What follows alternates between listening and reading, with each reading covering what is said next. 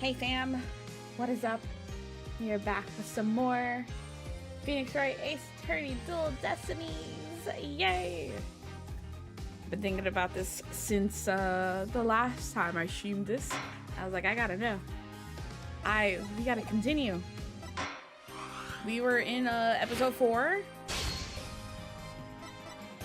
which is the Cosmic Turnabout, I believe is what it's called.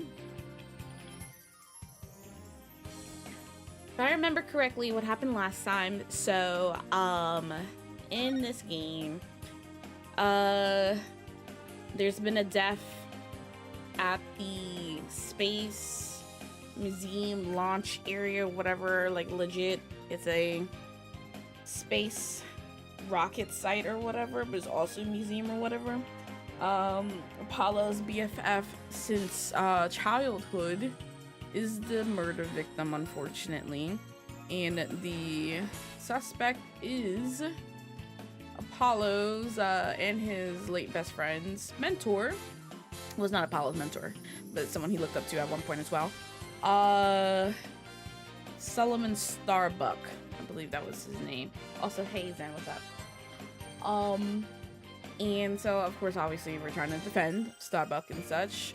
But we got a few people who's a little sus. We got the head of the space museum, Yuri Cosmos or something like that. He's real sus. He's one of 2 people who quote unquote witnessed the murder, or maybe not witnessed the murder. Found the body. The other one is a dead bomb detective who died in episode 1. This is still a well, the first half of this episode was a prequel, so I'm pretty sure this is we're in like current time, because the beginning of this happened and then it was this episode, but the actual order is episode 2, then episode 3, first half of episode 4, then episode 1, and now currently episode 4. I believe that's the order that this is going in. We also met someone else who works at the Space Center, who happens to be Blackwell's sister. She's like anti-law everything, so it's like and apparently she knows who Athena is, and Athena's like super weird about it too. I don't know, things were happening. I'm super excited to get into it. We're about to go into investigation, or not investigation, trial day 2. This one was a little weird. We didn't have an investigation day 1 because investigation day 1 was technically episode 1 of the game. So if this is short, then we'll, I don't know, maybe look into the next part or so. I don't think it will be because a lot of stuff happens, but before we start, if you guys can do me solid and like and re-skeet the stream skeet, and then like and retweet the stream tweet. I am streaming on both YouTube and Twitch as per usual. And as I always mention, I will turn off my little PNG. I'm turning off alerts. I am turning off Ko-Fi and captions, so that we can get fully immersed into this.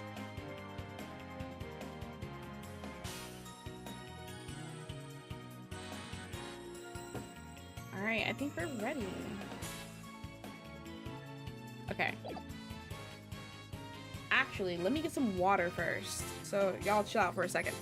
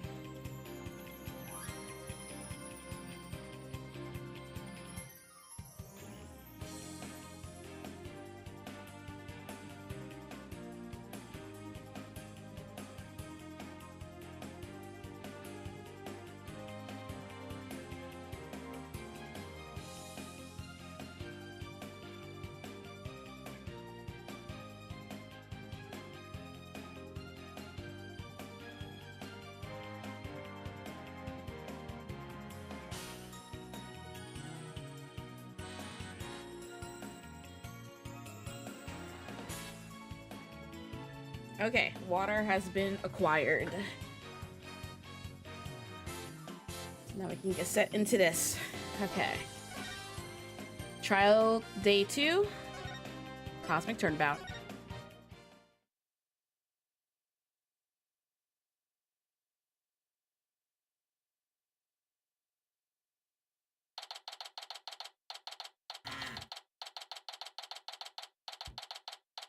December 20th, 10:15 a.m. District Court, courtroom number 5. Court is now in session. All rise.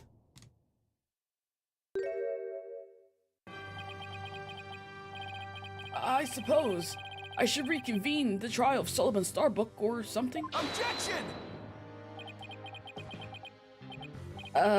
Your Honor, could you please come out from under your bench? There are no more bombs, I promise. Oh, yes, my apologies.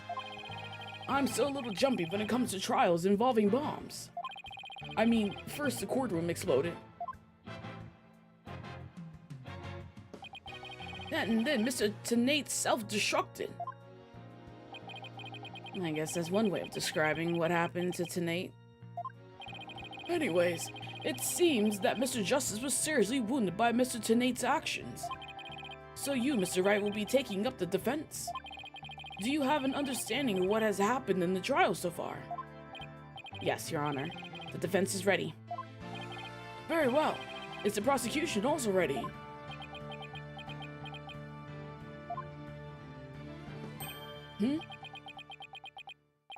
I take it you like me to give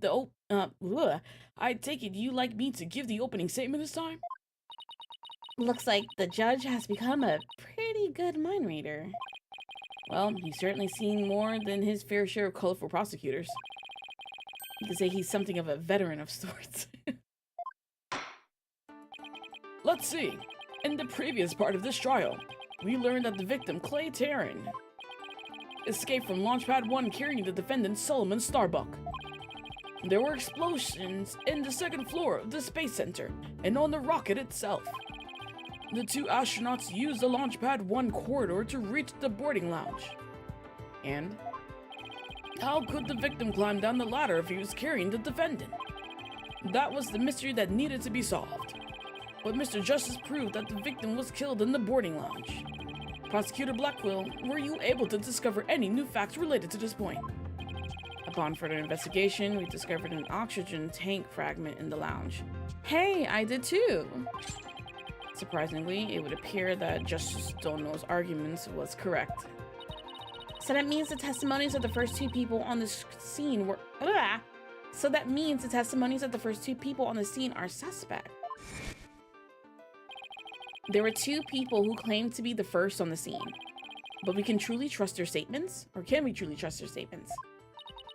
Let's see. The two people were Detective Candace Arm and Yuri Cosmos, right? You think that one of them might have given a false statement to the police? Yes, it's certainly possible. We might have to do a little more digging. And just as our team was about to cross-examine Detective Arm, the courtroom bombing incident occurred, and the trial was put on hold. That accursed fellow. He killed my witness. He killed Detective Arm. He definitely put the kibosh on anyone asking her about what she saw. Exactly. In other words, the question of who killed the victim in the boarding lounge has, once again, become the main focus of this trial. It's obvious Prosecutor Blackwell still thinks it was Mr. Starbuck. Fulbright said that Blackwell has a thing against the astronaut. Nevertheless, the defense argues that there was a third person in the lounge, and that's who killed the victim. Objection! To make such reckless claims, the courtroom takes a bold man, or a stupid one. There was no third person in the boarding lounge. Or have you gone dotty already, old man? Objection! Well, we'll see. Those aren't after I trounce you with my years of experience, little boy. In any case, Mr. Starbuck claims he saw someone leaving the lounge. Furthermore, a Space Center employee also saw a suspicious figure at the scene. They saw a third person.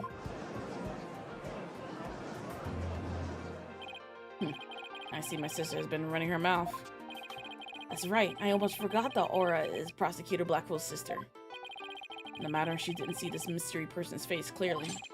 Therefore, there's no evidence to indicate that this person was not the defendant. I guess the possibility that the figure was Mr. Starbuck is still there. In brief, we need to determine if a third person was there or not. To this end, we should hear the testimony of one of the first people on the scene. Director Cosmos, huh? Very well. Bailiff, please bring the witness to the stand. On the scooter? Why, I believe I've seen you before in the newspapers. Of course you have. Of course you have. For I am Yuri Cosmos, director of the Cosmos Space Center, which was, of course, named after me, Yuri Cosmos. Don't you have anything you wish to ask me? Looks like he's all geared up to do some bragging. 7 years ago, I successfully launched the Hat 1 and...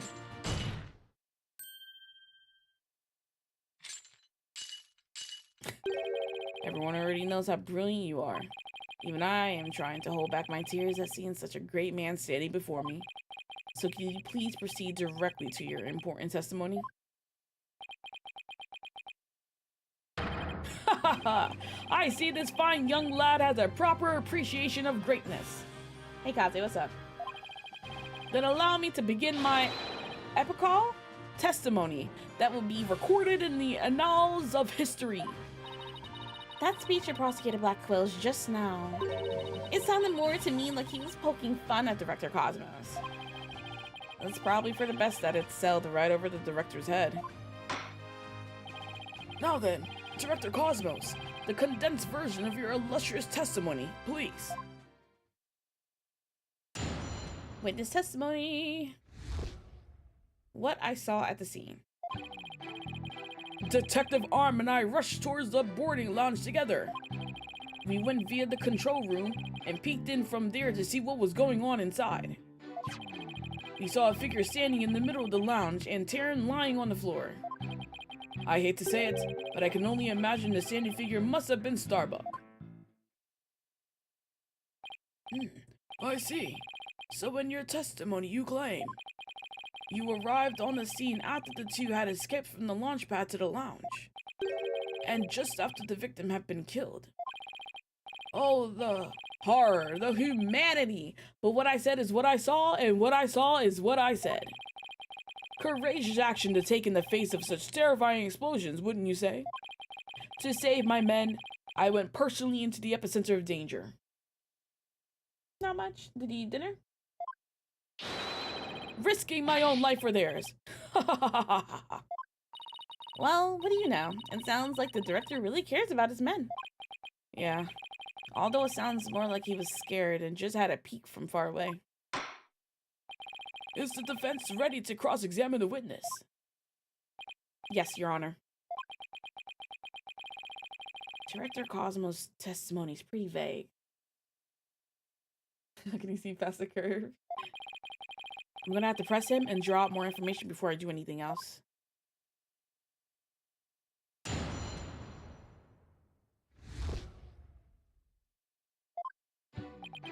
Detective Arm and I rushed towards the boarding lounge together. Hold it! Where were you coming from? The 6th floor. We were making sure any stragglers made their way to the 4th floor. The 6th floor. But you said he was coming from the control lounge. Or the control room. It was then we had heard about Starbuck and Taryn and hurried to the 3rd floor lounge. On my galactic scooter here, of course. Why do you keep calling it galactic? Does it have something to do with space? Of course, it's specifically designed to be used on galactic battleships. I see. Then I take it works in 0G too? Sadly, no. With the current state of technology as it is, I'm afraid it wouldn't just float about and be galactically useless. Well, that's a galactic bummer. I see. So you rushed to the boarding lounge on your space-age pogo stick. And when you go to the scene, what did you see? Space-age pogo stick. We went via the control room and peeked in from there to see what was going on inside. Welcome back. Hold it! Let's see. According to this diagram, you didn't have to go through the control room to get to the boarding lounge 1. It looks like you could have gone there from the southern corridor as well. Yes, but in her haste, Detective Arm rushed ahead of me towards the control room. All I could do was merely follow behind her. I see. So we peeked into the boarding lounge from the control room and... we saw a figure standing in the middle of the lounge and Taryn lying on the floor. Hold it! So you couldn't see who that figure was clearly or what they were doing? Sadly, the only thing I could tell was that it was a person standing motionless. The defendant, no doubt, staring aghast at his deed. What other explanation is there? Ugh, I'm so close, but without evidence I can't prove that person's the third party. I don't relish in this, and I hate to say it, but I can only imagine the standing figure must have been Starbuck. Hold it! Or Black Quill also saw a suspicious figure in the lounge. But she gave a statement that it was too dark to see the person's face clearly. Did you see this figure's face clearly? No, not clearly. The lighter they were holding illuminated the area around their feet at the time. But other than that, I could see little else. That's why I could see Taryn, but I couldn't see who the other person was. So, for all you know, it might not have been Mr. Starbuck, isn't that correct? I would like to believe that. Starbuck isn't the type of man who's capable of murder. Objection! When the witness entered the boarding lounge, there was no third person there. Isn't that correct, Great Space Center Director? Yes, that's right. Only Starbuck and Taryn were there by that time. After we peeked in, the lounge suddenly went dark and the figure vanished. After we peeked in, the lounge suddenly went dark and the figure vanished? Wasn't it already dark? You mean they disappeared? That's odd. Objection! The reason the figure appeared to vanish is because it was the defendant. When the witnesses weren't looking, he fell to the floor in feigned unconsciousness. Hold it! Hold on. Director Cosmos, did you ever take your eyes off of the scene? Just for a brief instant, about as long as it takes for a shooting star to go by. If you took your eyes off the scene, then this third person could have escaped during that time. But what escape route could this person have used? The south door, the direction opposite the control room, the southern door to the elevators. There's no security lock on that door, so it would have been possible to escape that way. Objection! All things are possible, right, Donald? The real question is, do you have any proof? Well, if we were just talking possibilities, we could each profess whatever we'd like. An inmate who used to be a university professor and lunar researcher used to say that there is a kingdom of little green men who live under the surface of the moon. As long as they don't punish us in the name of said moon for what we've done to it. But I say, where's your proof that this quaint kingdom exists? He's calling your theory a work of fiction, boss. And he's right. I don't have any proof. Still, the southern door was a possible escape route. I better make a mental note of that. Director Cosmos, may I ask you a question? Yes? Why did he look away from the boarding lounge? Ha ha ha! There's actually another tale of bravery behind that answer to that. It was when Detective Arms saw the figure and raised her gun. Being a great humanitarian and protector of mankind, I tried to stop her. What? You're saying Detective Arm raised her gun as soon as she saw that figure? I imagine her instincts as a detective told her they were the killer. I don't know about that. And were you able to prevent Detective Arm from firing her gun? I'm afraid I was too late. I was unable to stop her. She identified herself clearly and then she fired 2 warning shots at the shadowy figure. This information about Detective Arm's action sounds critically important. Please add it to your testimony. Detective Arm fired 2 warning shots at the figure. Hold it! And neither of these 2 shots hit the culprit? That is correct. The detective appears to have missed on purpose. But did she really? There's something about this that bothers me. So, Detective Arm fired 2 warning shots, did she? That's the first time that info has come out. Wonder if I could find any inconsistencies? Alright. Well, we did find the bullet hole on the window or like the wall or whatever. We only found like 1 bullet though, so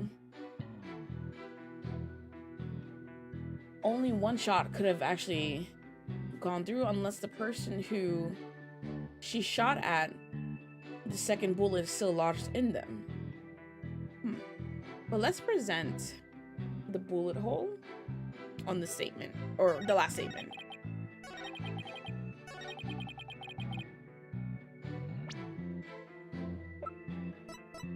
A single bullet hole was found in the boarding lounge. The bullet itself is missing.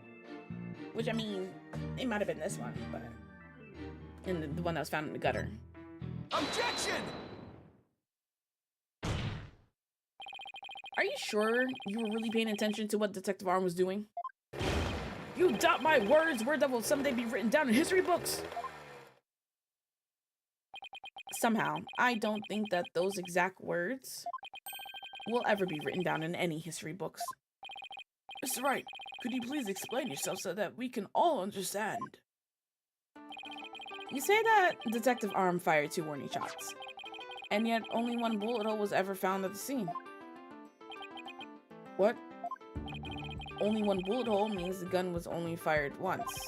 And yet Director Cosmos is saying Detective Arm fired 2 shots. No editor would allow such a glaring contradiction into a history book. Objection! Unfortunately for you, the witness's words are true. We confirmed that 2 shots were fired from Detective Arm's gun. Objection! But there was only 1 bullet hole at the scene. Where did the other bullet hole vanish to? Ah! Oh my god. You should know the answer to that already. I should? During the previous trial, a certain oxygen tank was presented as evidence. We've already discussed that it was ruptured in the lounge, have we not? But you also said it broke during the fall, so you don't even know either. Well, it appears that the thing that ruptured it was a bullet. A bullet that was found near the tank, to be precise. This bullet was fired from a .38 caliber gun, the same caliber as Detective's gun. What? The victim's oxygen tank was struck by a bullet. The rifling marks also match up. Hold on. This one's for a .10 caliber though. Different gun. There's another gun involved then. Okay, the rifling marks also match up. There's no question that the bullet was fired from Detective Arm's gun. The bullet found near the victim's oxygen tank, it was fired from a .38 caliber handgun. Rifling marks. They're like a gun's fingerprints on a bullet, correct? and examining the rifling marks on a bullet can tell us the gun it was fired from? One of the bullets the detective fired found its way into the holographic image display. The other bullet came to a stop near the victim's oxygen tank. The evidence confirms the director's statement that the detective fired 2 shots. My beautiful contradiction. Gone. All gone. So, that bullet hole was from a .38 caliber, huh? I better update the record. Single bullet. The only bullet hole found in the boarding lounge, it was made by a bullet fired from a .38 caliber gun. Very good. Now we know the fate of both the shots Detective Arm fired. Mr. Wright, does that clear up all of your questions? Detective Arm fired 2 warning shots. One hit the holographic display and the other hit the oxygen tank. Does that really clear up everything about what happened at the scene? No. No, Your Honor, it doesn't. Detective Arm fired 2 warning shots from a .38 caliber gun. But that doesn't explain the existence of a certain piece of evidence found at the scene. A piece that points to the existence of a third person. Oh. Very well, but it won't do to keep us waiting, Mr. Wright. What piece of evidence suggests the possibility of a third person at the scene? Another bullet. Take that! And what is this metal pellet supposed to be? Just a little something of a great importance we found at the crime scene, Your Honor. You found it where? In a floor gutter at the crime scene. It looks like the police and the prosecution both missed it. Furthermore, this is a .10 caliber bullet, making it much smaller than the one Detective Arm's .38 caliber. That means... Exactly. One more person must have been there in the lounge. A third person had a gun that could fire .10 caliber bullets.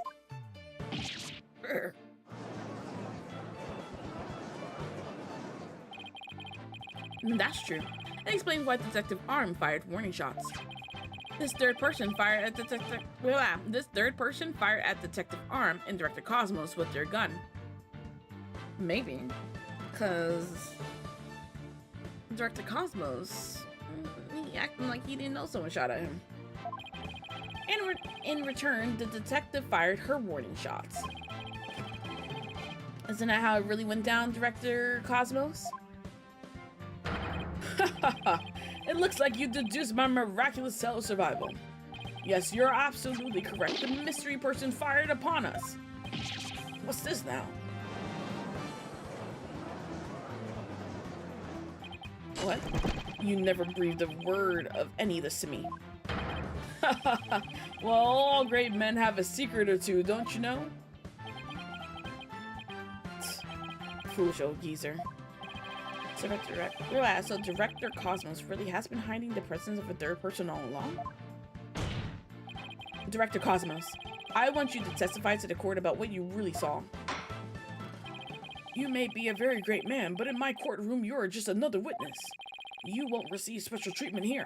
Now please give accurate testimony. Alright, try this again. What I really saw at the scene. Detective Arm and I rushed to the control room together. In the lounge, we saw a figure standing in the middle of the room and tearing on the floor. We were still in the control room to the east when the figure fired at us.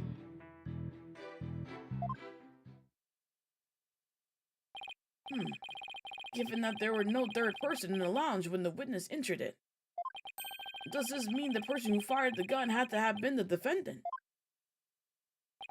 Not necessarily. It's still possible that it was someone else.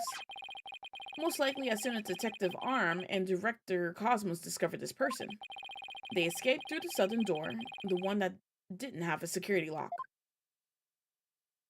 Objection! Double-edged swords are a tricky lot. Is he on the one and is you who is cut down? Huh? Your reasoning could apply if Space Boy were the killer as well. Think about it. After being discovered, he could have fired the .10 caliber gun. Detective Arm would have responded by firing 2 warning shots. All he had to do was feign unconsciousness to invent the possibility of a third person. Objection! But Mr. Starbuck didn't have a gun in his possession when he was found by the police. Nor has a gun been found at the crime scene. Its absence can only be explained if there was a third party who took it with them. Objection! Recall the existence of a trash chute in the boarding lounge. The defendant could have simply thrown the gun down the chute. Objection! But you can't deny the possibility of a third person leaving with the weapon. Objection! It's up to you to prove that possibility. And I trust you haven't forgotten my little piece of decisive evidence. What evidence? Why, the detonator switch that was found in Mr. Starbuck's pocket, naturally. The most compelling evidence of all that tells us he is a culprit. I did forget about all that. I did too, to be honest. Look, your baldness, how deliciously obvious it is that they lack the evidence to rival mine. Wow, he sliced our third-person theory to ribbons and served it to us just like that. Yes, well, I have a question of my own, actually. That bullet that the mysterious figure shot, what did it hit exactly? It hit me. So does it mean you're a ghost? I was wondering when you would realize it, your baldness. Director Cosmos is an authentic, bona fide ghost. He can even pass through walls. Objection! Prosecutor Blackwell, shame on you for teasing the nice old gentleman. Your baldness, it was all in jest. Please show yourself again. Are you sure? In that case, how did you manage to survive being shot, Director Cosmos? I'm glad you asked. It was a miracle befitting a great history-making figure such as myself. The bullet hit my glorious Medal of Honor, whereby it ricocheted, thus saving my life. Ricocheted where, though?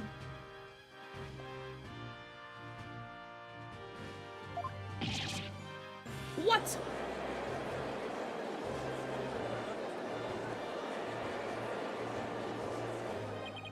That's unbelievable. I have to check this out. Oh, wow. Look at that. There's one extra galaxy star. The odds were literally astronomical. I guess it really was a miracle. It's beginning to really feel like the Cosmos is watching out for Director Cosmos. But why did you conceal this information, Director Cosmos? A great man such as myself has to hide things on occasion, no matter how much it hurts.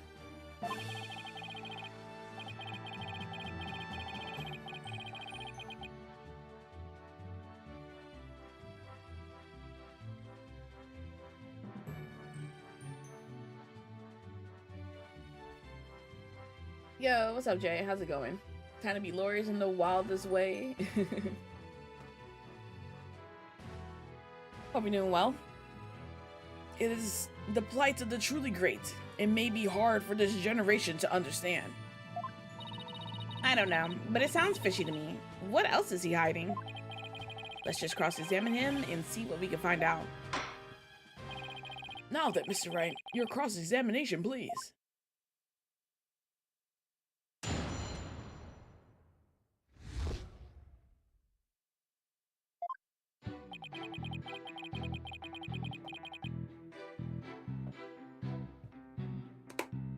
I mean, the fact they added vocals to Fortnite Music Festival and everyone's singing Fish Stick theme.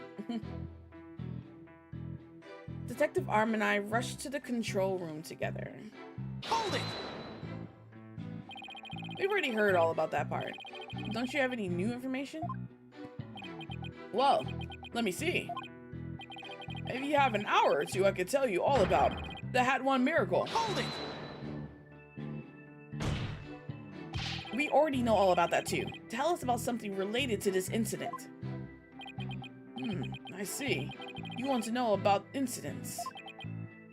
Well then, let me tell you about incidents that made me the man I am today. Yes, if you have the time, I will tell you all about the upbringing of this great man. Hold it! You told us all about that already as well. What we need now is your testimony. Did I really already tell you all about my upbringing? I don't recall doing so. Director Cosmos, perhaps you could save your boastful tales for later. If I must. Well, we peeked in through the control room door and... In the lounge, we saw a figure standing in the middle of the room and tearing on the floor. Hold it! But it was so dark you couldn't see this figure's face, isn't that right? Yes, the room was as deep and dark as outer space itself. Speaking of outer space, during the Hat 1 launch 7 years ago... If it's about that Hat 1 miracle again, you can sod off and tell it to a stray mutt. Excellent idea. No reason why the animal world shouldn't hear of my greatness. And so they shall. But first, your testimony. What happened next? We were still in the control room to the east when the figure fired at us. Hold it! So, in other words, you were fired at while you were at the control room door. That is correct. There's something not quite right about that. Director Cosmos, the bullet this person fired hit you, isn't that right? Yes, it was a miracle. A miracle befitting a great history-making figure such as myself. The bullet the figure fired hit me while I was in the control room. But as the Cosmos would have it, the bullet bounced off my glorious Medal of Honor. In that case, the bullet should have wound up somewhere around the control room door. Okay, so Director Cosmos was in the control room to the east. No. If he got hit and the bullet ricocheted off of his Medal of Honor and landed in the gutter, that means that they came from the southern room.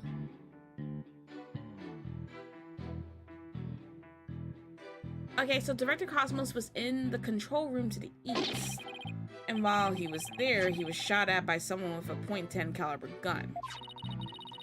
But the bullet hit his medal, so he was able to escape with his life. He's a very lucky man. No wonder people think he's great. Hey, I'm pretty lucky myself. So if he's a great man, then I'm king of all the cosmos. Okay, so we're gonna definitely present on this statement, but what can I use? Do I need to use this? Doesn't say where it was. I mean, we have to prove that they came from the bottom door, so...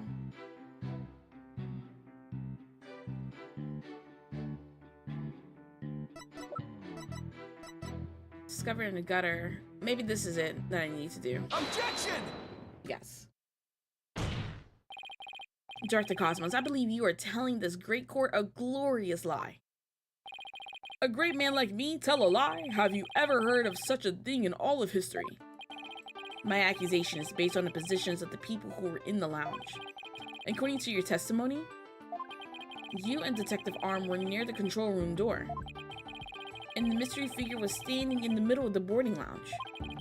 If, as you say, the figure fired a gun at you from this position, then the bullet would have traveled in this direction. However, we found the .10 caliber bullet here.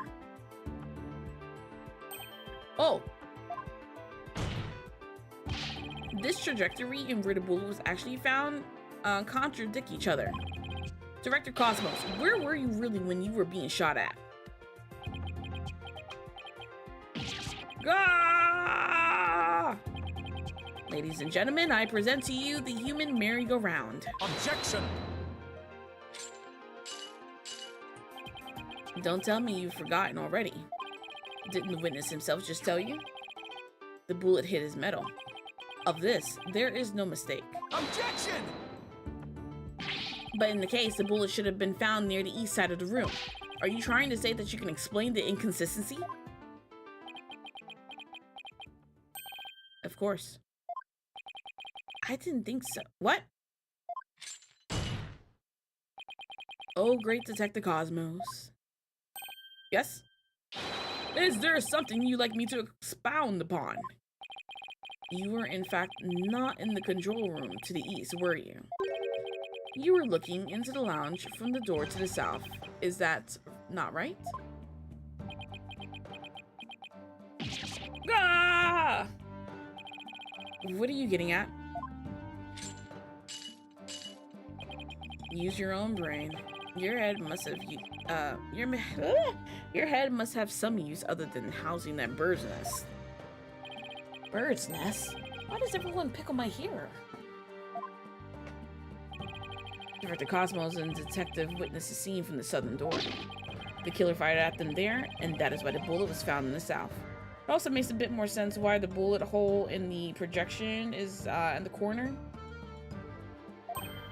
Ah! That makes sense, actually. Also, the witness being at the southern door is rather favorable for the prosecution. Huh? I got a bad feeling about this. How about it, Director? If you don't tell the truth this time. Yikes! His handcuffs! You would come but rest upon my sword. I relish the chance to cut down a great man. Alright, I'll tell the truth. Just put your sword away. You are correct. I, the great Yuri Cosmos, was looking into the room from the southern door. What? That's the complete opposite of all the testimony he's given so far. And now you have lost your possibility that a third person was in the room. What I think, actually, is that Dr. Cosmos is the third person in the room. He was the one who stabbed Clay, made sure that once his face was knocked out, Detective Arm rushes in the room from the control room. No. Okay. It still doesn't make sense. No, there's still gotta be a third person because he couldn't have shot him himself. She shot, and she had a 36 caliber. If he shot with a 10 caliber, yeah, no, never mind. My theory, I need to work on it a little bit more. I have? How? The director and the detective were near the southern door, meaning the killer couldn't have escaped through there. Western door required a print recognition. The corridor beyond was filled with smoke. The only escape route left was the eastern control room door. And the only way to get through the door and get through there was Director Cosmos' fingerprints. In short, there would be no escape for any third person had there been one. Hold on. Or statement. Door locked east. It can only be operated by the director. Backup power lets it function even without the power. Even when the power goes out. So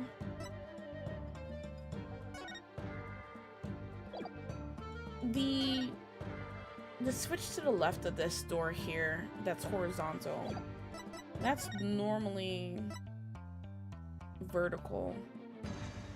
Turning that does what?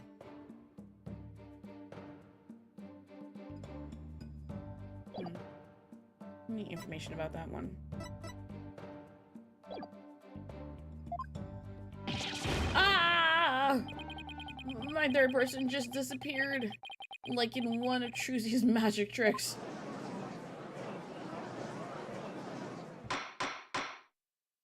Order! Order in the court! Director Cosmos, why did you tell such an outrageous lie? You're recovering for the defendant, isn't that right? Yes. It was all for the love of my men. If I said I was in the eastern control room, it would mean the culprit could have escaped through the southern door. It would have meant that there could have been a third person. All I wanted to do was protect Starbuck. I said I was in the control room to invent an escape route for a third person. What a convoluted lie. Was he really covering for the defendant? It looks like we've come to a conclusion. That the defense's argument, the possibility of a third person has crumbled. No! It's over. Yikes. The judge is about to hand down his verdict. Think, Phoenix, think.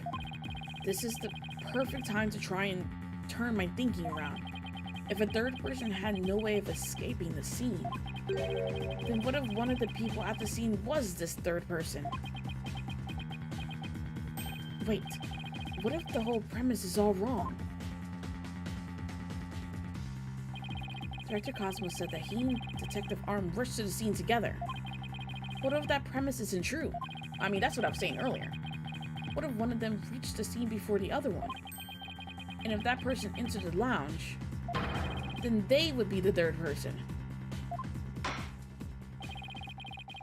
The defendant is the only one who could have killed the victim and shot at the director. There doesn't appear to be any room for argument against these claims. I will now render my verdict. Objection! Please wait, Your Honor. There is still one possibility. Oh, this had better be good, Mr. Wright. There is one and only one person who could have escaped from the scene, and that person would be the first person who arrived on the scene.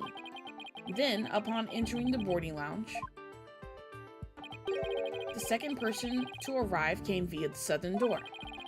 That's why the first person fled from the room, using an escape route that was accessible only to them.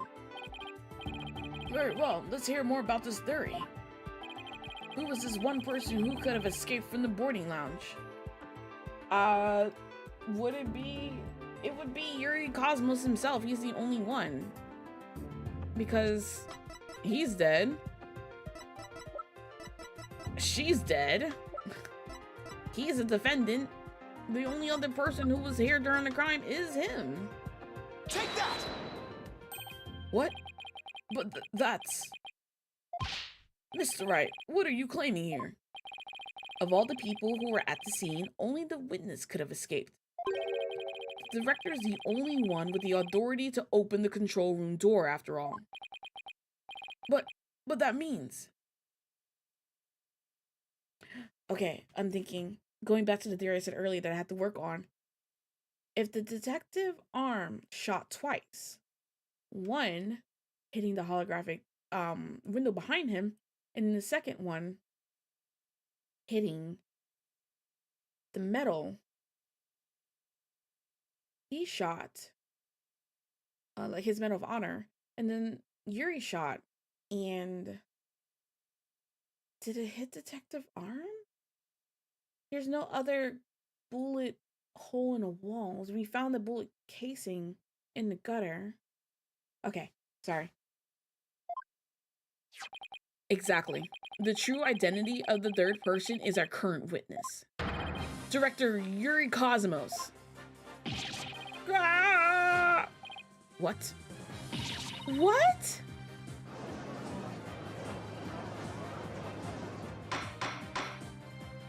Order! Order in the court, I say! Mr. Wright, you will explain yourself in more detail. I assert that Director Cosmos arrived at the scene before Detective Arm and entered the boarding lounge alone. Detective Arm arrived after that and saw a suspicious figure who was actually Director Cosmos standing in the lounge. And that's why she fired those 2 warning shots. I've been hit! I've been hit on the starboard side! Captain Wright! It's a direct hit on the enemy's ship, sir. A magnificent shot. Warning shots fired from the enemy ship. Prepare to intercept.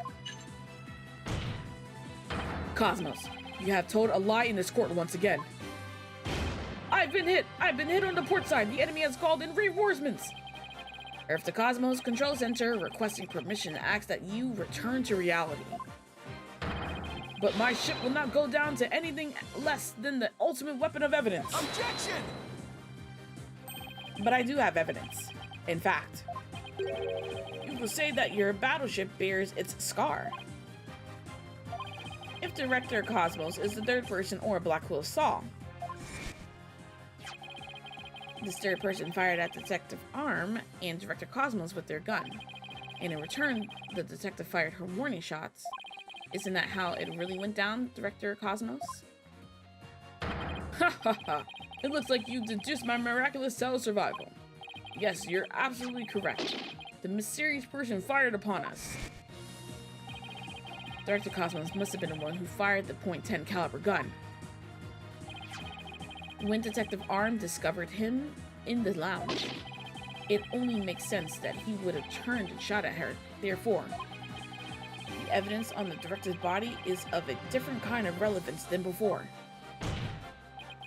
Once we compare it against another piece of evidence, the mark that you receive from the third party will be all the proof we need to prove that you were the one there in the lounge.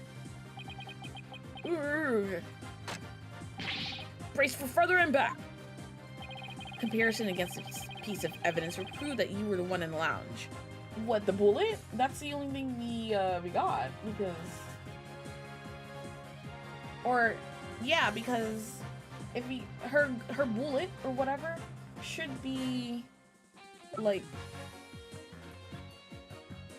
like the mark left on the Medal of Honor should be the size of that bullet is what I'm trying to say. Take that! The .38 caliber bullet found on the floor at the scene didn't hit the oxygen tank. It hit Director Cosmos' metal. If we have that ricochet mark on the metal analyzed, I'm sure the caliber will match up. And if that mark proves to be from a .38 caliber bullet, it will prove that you were the third person we've been looking for. God, the bridge is destroyed, losing altitude, all hands abandon ship.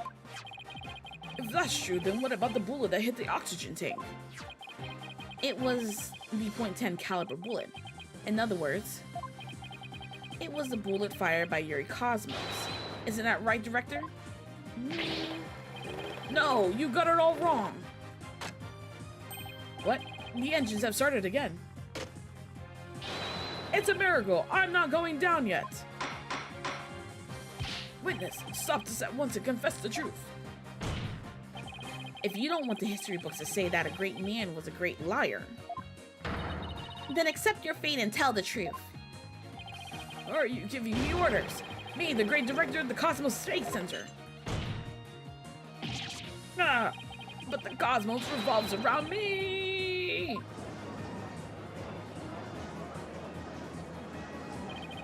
Ah! Someone get me off of this thing!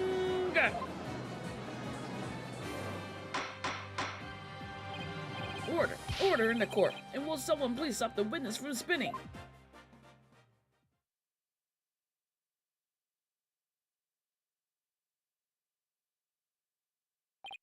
Ooh, thank goodness we were able to stop him from spinning off the face of the earth.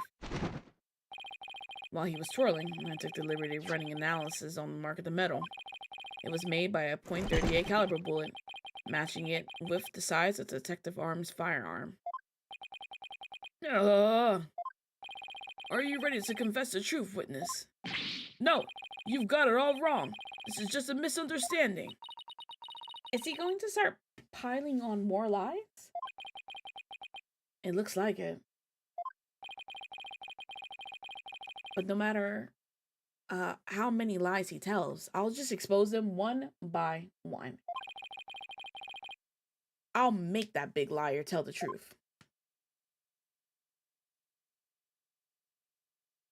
Oh, that was part one. That's actually pretty short. Just barely an hour. Safety clear in progress? Yeah. Hey, made it.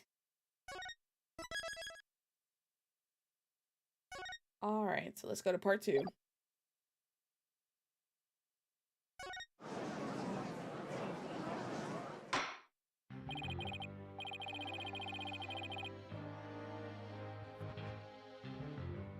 It's a funny case. The Director Cosmos, a new possibility has been presented by the defense. They are claiming that you were this third person. Forgive me. I'm so sorry. So the great pioneer of space development is revealed to be just another fabulous cur. I only have one question for the likes of you. Shall I send you off quickly or very quickly? Ah! The evidence doesn't lie, Director Cosmos, so don't try to talk your way out of this. Fine, I'll tell the truth. It's all just as you say, Mr. Wright. It's true that I was there in the boarding lounge. I got there before Detective Arm, and when she arrived, she fired warning shots at me. I was afraid people would mistake me for the killer, so I escaped to the control room. Then I went past the elevators and all the way around to the boarding lounge and won again. This man ran. He ran from the boarding lounge 1 to the control room, down the corridor of the 3rd floor, all the way around to get behind Detective Arm? I came up behind Detective Arm and pretended to be the second on the scene. What a troublesome old man you are, with such convoluted deeds and thoughts. I see. So then, are you still insisting that you did not kill the victim? Of course I am. When I arrived at the lounge alone, I saw the true killer. The great Yuri Cosmos was a history-making witness. Hold it! Now hold on just a moment. We just proved a few minutes ago that the third person that Miss Starbuck and Miss Aura Blackwell saw was you. No, it was me. I saw the person as well. If I were the killer, why would I lie to cover for Starbuck? I would just leave him to take the fall. That is an excellent point. All I wanted to do was protect Starbuck. I said I was in the control room to invent an escape route for a third person. Well, it makes sense if he told those lies to cover for Mrs. Starbuck. Still, a lie's a lie, Adina. So, Director Cosmos claims he's not the culprit, but where's the proof? Ah, I just remembered. I have an alibi. Miss Blackwell said that she saw the killer at 10 a.m., correct? Yes, and? Well, I was on the floor helping with the evacuation effort. Ask any member of the staff you like. They'll corroborate me. The director's not fibbing to the court for once. I confer that he has an alibi for the time specified. So, you're claiming that Miss Blackwell saw the killer commit the crime first at 10 a.m. and that you arrived at the lounge after that? Yes, and I believe the person I saw is the same person that Miss Blackwell saw. Although it was pitch black, so if it was more of a shadowy figure and less of a person. And I couldn't actually see their face, but it was definitely the silhouette of an earthling. As long as he has an alibi, we can't very well claim that Director Cosmos was the killer. No, we can't. Then again, maybe we don't need to yet. I wonder if he was really covering for Mr. Starbuck. Your Honor, the defense moves to have the director testify about the person he saw. Very well. Director Cosmos, your testimony, please.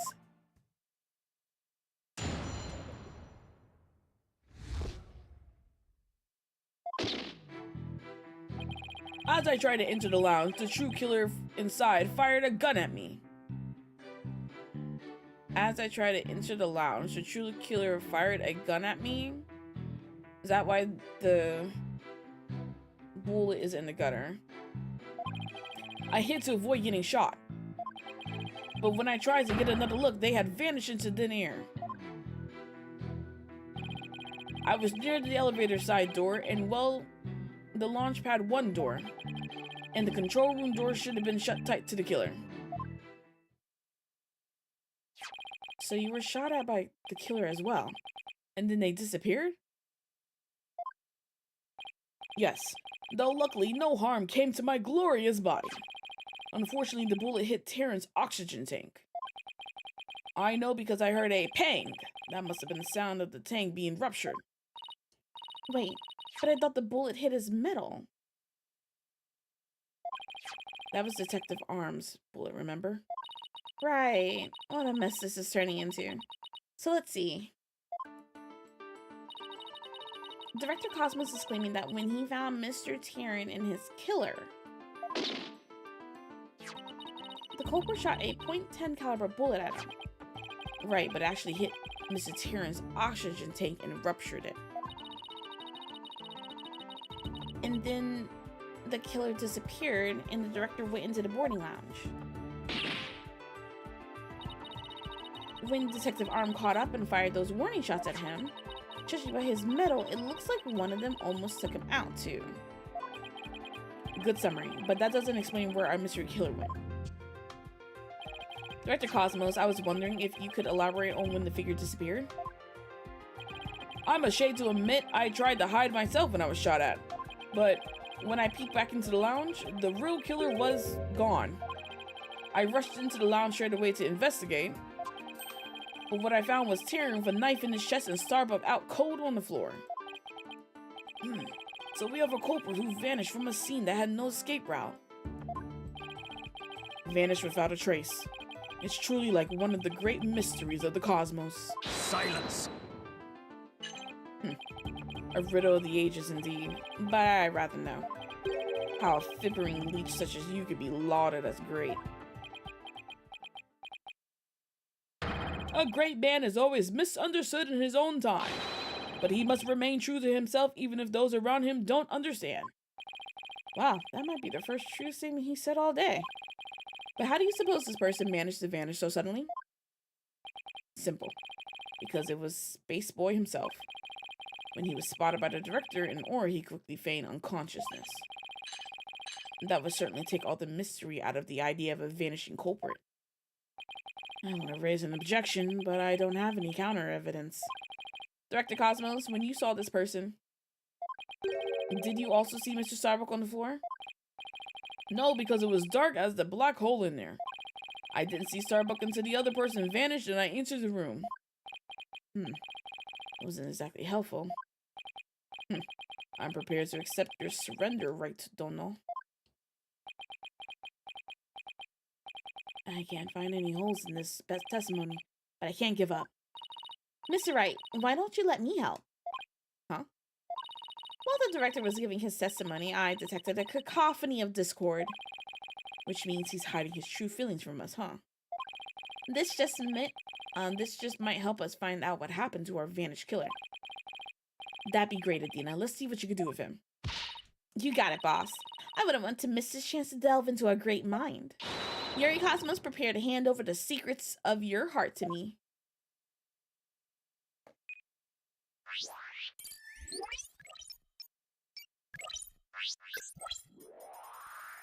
I'm gonna be honest, this mechanic kind of still confuses me, and this is the 4th episode.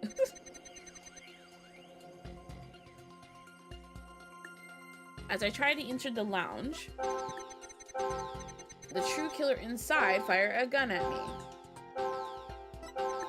I hid to avoid getting shot, but when I tried to get another look, they had vanished. I was near the elevator side door. And, well, the launchpad 1 door. And the control room door should have been shut tight to the killer. Talk about mixed feelings. He must be trying to account for a number of contradictions. Mr. Wright, maybe this time we shouldn't just look for contradictory emotions. We should also look for emotions that should be there, but aren't. I guess you shouldn't be surprised that his mind is a convoluted place too. He must have felt very shaken and distressed at the time. Let's focus on the fluctuations in his emotions and see what we can uncover. Okay. As I try to enter the lounge, no emotions. The true killer inside fired a gun at me. He's angry, surprised, and scared. I had to avoid getting shot.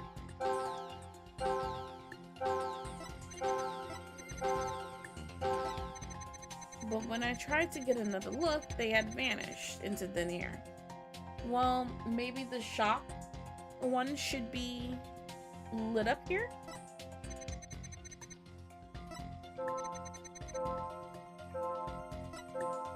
Lack of something here is weird too, but let's go with this one. Pinpoint.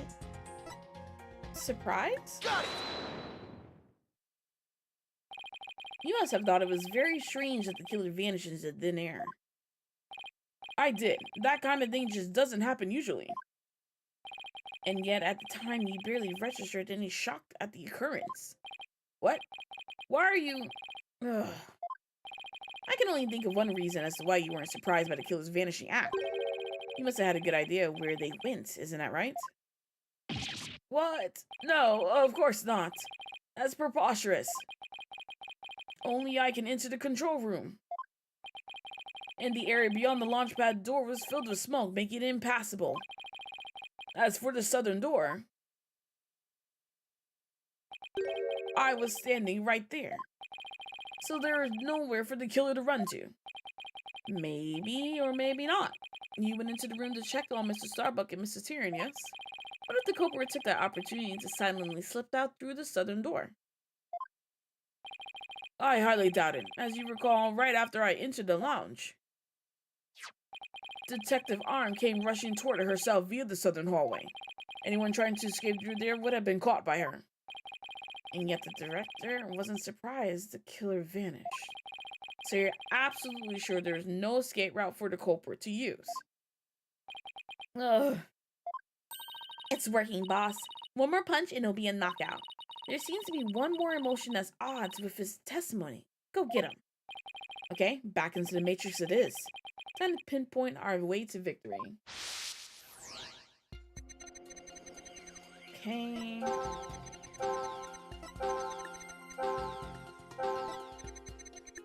This is the one that we just did.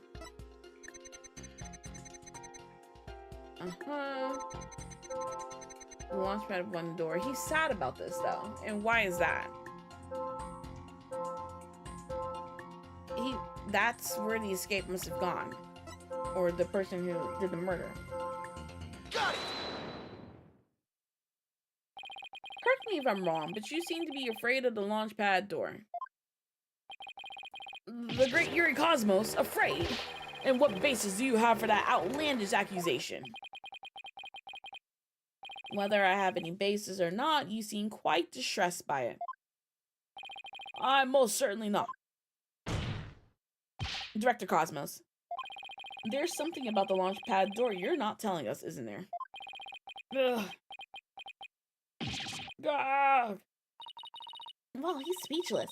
It looks like you hit the nail on the head, boss. Ugh. I'll just input those 2 pieces of data and... yes, just what I wanted to see. Presto changeo, less discord.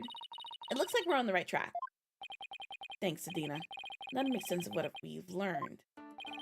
Director Cosmos wasn't surprised that the culprit suddenly vanished from the lounge, which points to the possibility that he knew where the killer had escaped to. Furthermore, talking about the door to the launchpad made him uneasy. In other words, he's probably hiding something about the launchpad one door. I bet you with that little switch to the left of the fingerprint pad being turned horizontal means that anyone can go through, while vertical means that it's always locked down without a fingerprint. When we put these 2 pieces together, only one solution to this puzzle comes to mind. Director Cosmos, did the real killer escape through here? Take that! The culprit went through the launchpad one door to escape, didn't they? Yes, I mean no. Disaster to the starboard! We're going to crash into an asteroid! A master tactician, you are not. But the area beyond the door is filled with smoke, wasn't it? True. But this is still the only logical answer there is. If we could just figure out what the director is hiding about the launchpad one door, we should be able to iron out the logical inconsistencies. But that door requires fingerprint recognition. Only Starbuck, Tara, and I have access. I don't see how the killer could escape that security lock, do you? That's an easy one. The killer was right there in the boarding lounge, meaning there's a way he could have easily gotten past that security lock. Come to think of it, we did examine the prints on the fingerprint recognition device. I propose that the killer used this person's fingerprints to get past the security lock. Starbuck, because he was the only one whose fingerprints were on it. Take that! That's... Mr. Starbuck was lying unconscious there in the boarding lounge. Anybody could have easily gotten past the security lock by using Mr. Starbuck's prints. And actually, Mr. Starbuck's prints are exactly what we found on the device's screen.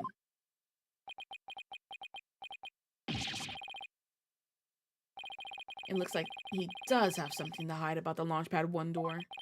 And I'm betting it's got something to do with the culprit's escape route. But I don't have enough information to see the whole picture yet. You know, something just occurred to me. Would you like to hear it? Huh? Oh yes, by all means. There's a security camera in boarding lounge 1. Right, the one that recorded the victim and the defendant. What about it, Your Honor? If the true culprit escaped into the Launchpad 1 corridor, then that might be recorded on the security footage as well. Then the mystery would be solved. What do you think of my logic?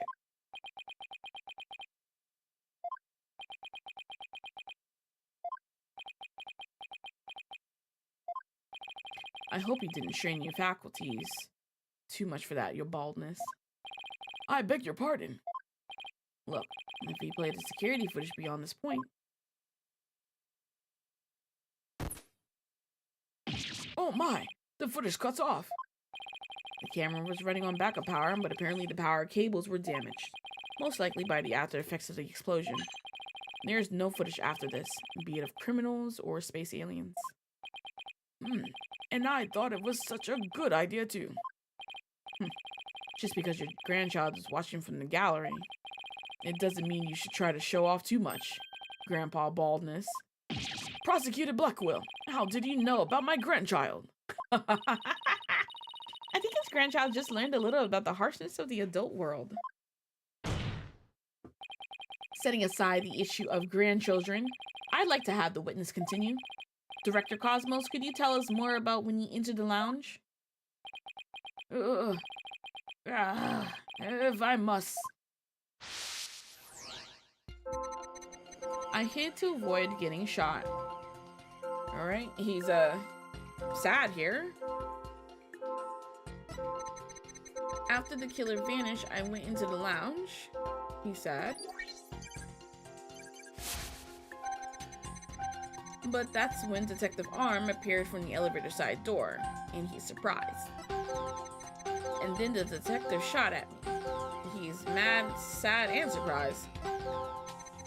So you see, the killer could have only escaped to the launch pad, right? What do you think about the Director Cosmos' emotional responses, Athena?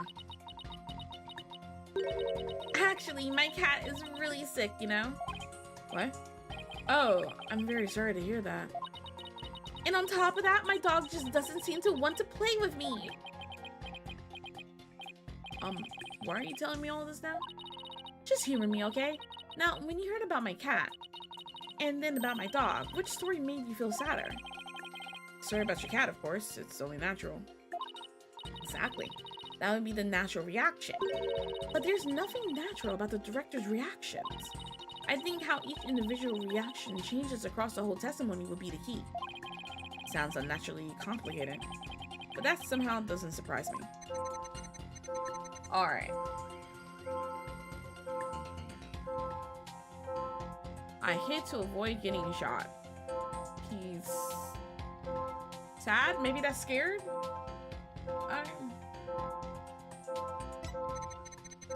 After the killer vanished, I went into the lounge. So sad. But that's when Detective Arm appeared from the elevator side door. He's surprised. And then the detective shot at me. It's making a lot of noise here.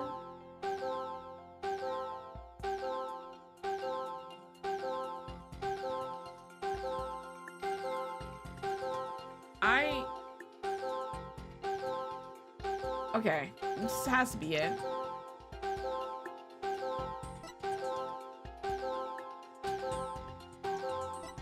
Is it the surprise?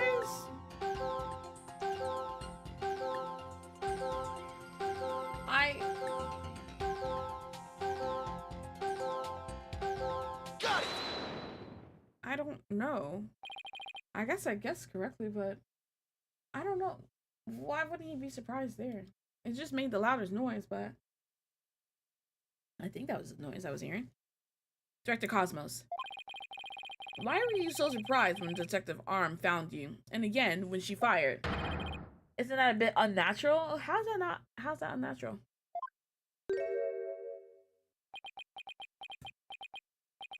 Sadly, even great men such as myself have ordinary human feelings. Our bodies are bound by the force of gravity and emotions. Even a great man such as myself experiences surprise on occasion.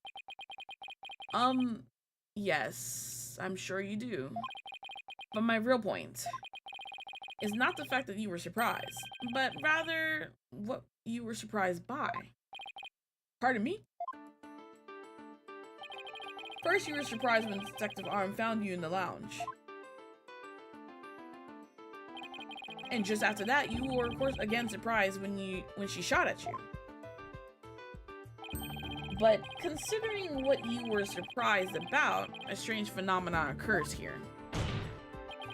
Director Cosmos, what is strange about your surprise reaction is the fact that you were... Oh...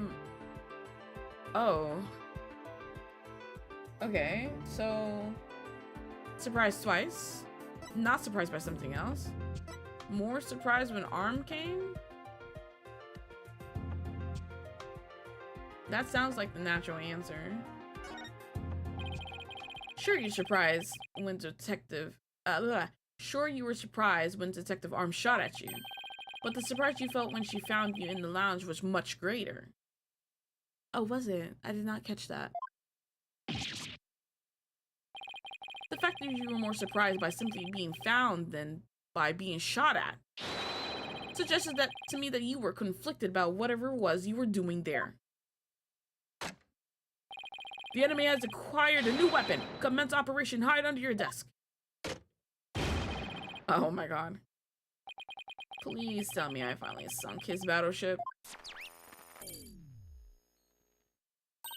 Boss, I'm getting less Discord now. That must mean he really is hiding something about that launchpad door. And whatever he's hiding most likely has something to do with the killer's escape. I wonder what it could be. If he was doing something suspicious around that door, maybe we could spot some change between before he came to the room and after. I already know what that is! Detective Fulbright gave us a photo taken after the crime. Let's run a comparison. Let's see. This is the footage of the door before Director Cosmos arrived. And this is how the door looked after the director entered the lounge. Hey, look at that. There is a change. Something's definitely different. Director Cosmos. What is it? What have you two been up to over there? Finding the answer to what you've been doing when Detective Arm found you, that's what. And that answer lies clearly in this footage. All we have to do is compare it to the photo that was taken during the investigation. Don't be ridiculous. If you really do have an answer, you have pointed it out already. He's asking for it. This is what changed directly after the incident. This right here. Take that! The answer is this knob.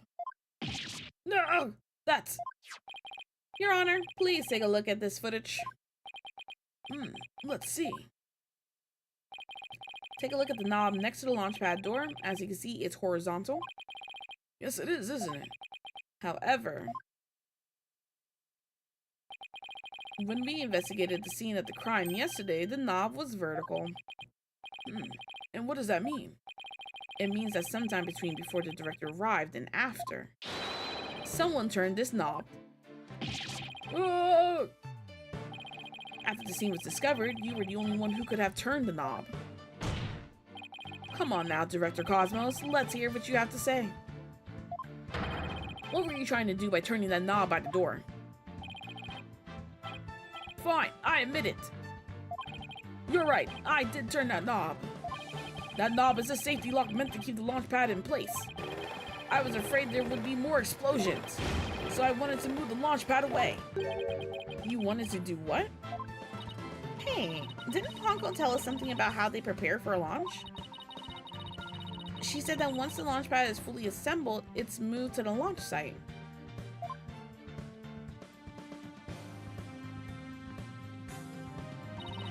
But the safety lock in the boarding lounge has to be disengaged first. I guess that clears up what the knob is for. Oh, so if the killer escaped into the Launchpad 1 corridor, maybe they were transported along with the Launchpad to the launch site? I don't think so. The Launchpad 1 corridor was filled with smoke. I don't think they could have escaped through that corridor. So then where did the killer escape to?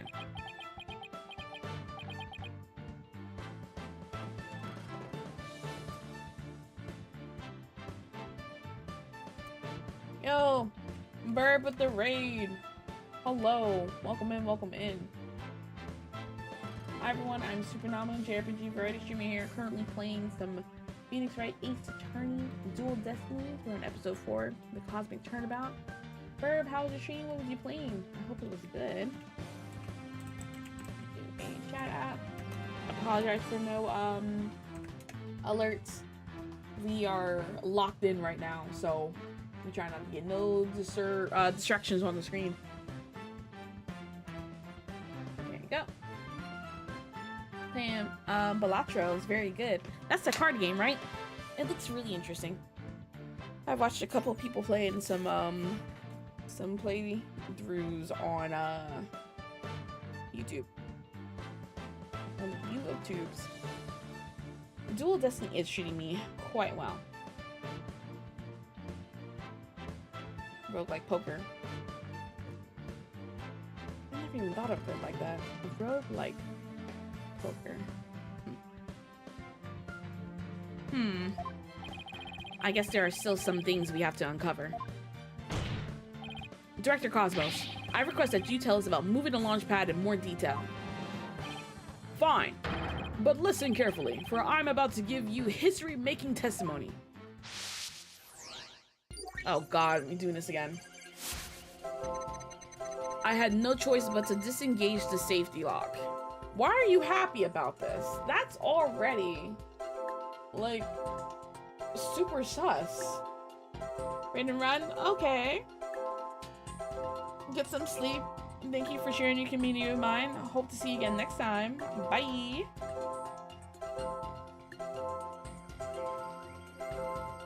Yeah, we're gonna definitely press this after we go through everything, because why are you happy about disengaging the safety lock? I feared there might be more explosions.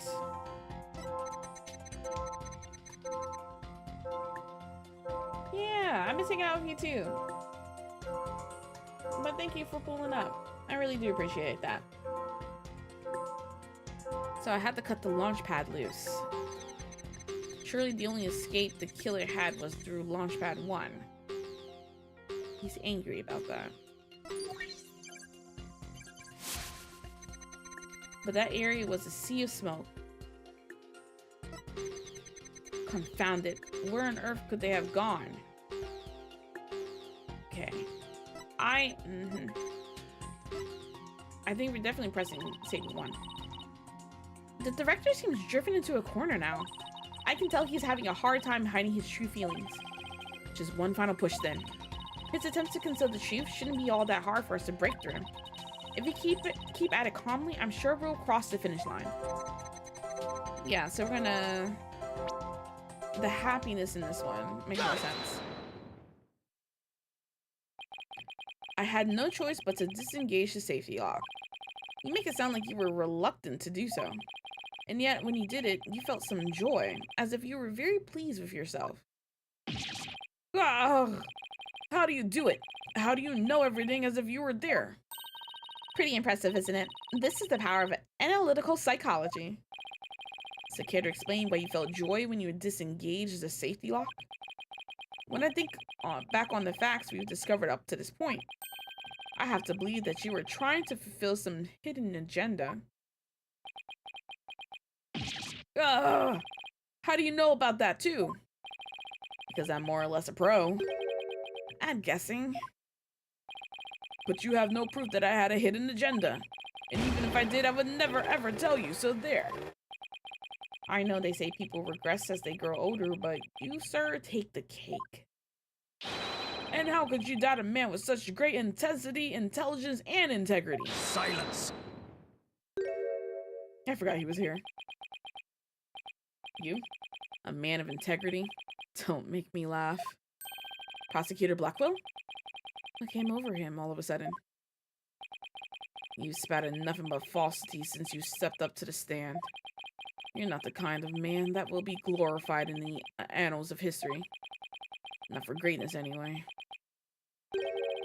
Unless you consider the greatest barefaced liar an honor.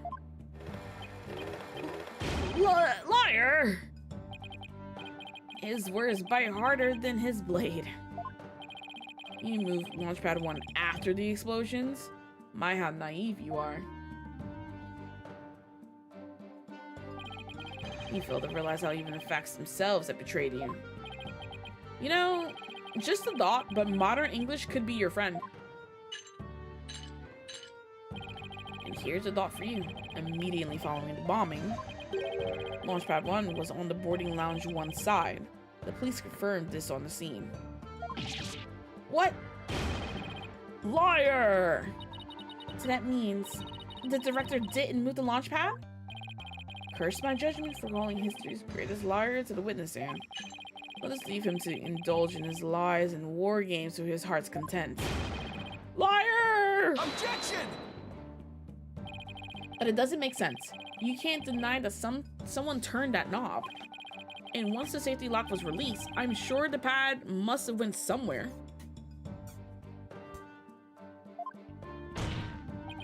If we chase down the truth of this issue, we just might find where the killer escaped to. Ah! You're sure it must have went somewhere? We just might find out? Your arguments are nothing but conjecture, bluffing, and wishful thinking. Stop chasing your fantasies and see reality for what it really is. Or are you not man enough to, boy? Ah! Not him calling me boy. I'm pretty sure we are older than him. And when I say we and me, I mean Phoenix. Talk about hitting below the belt. Youngins these days. I don't understand it. I'm sure Director Cosmos must have moved the launch pad.